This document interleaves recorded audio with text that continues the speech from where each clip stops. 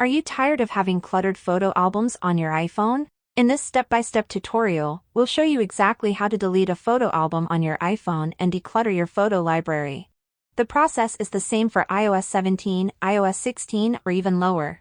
The first step that we will do is to open our Photos application, and when we open our Photos app, we'll want to click on the Albums section at the bottom of the screen.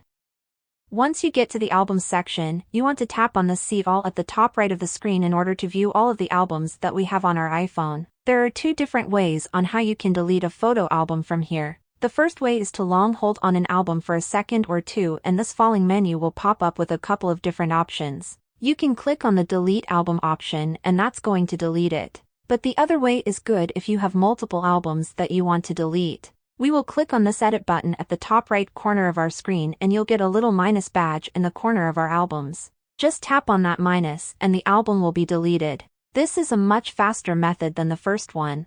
If you want more similar iPhone tutorials, make sure to leave a comment down below and I'll see you in the next video.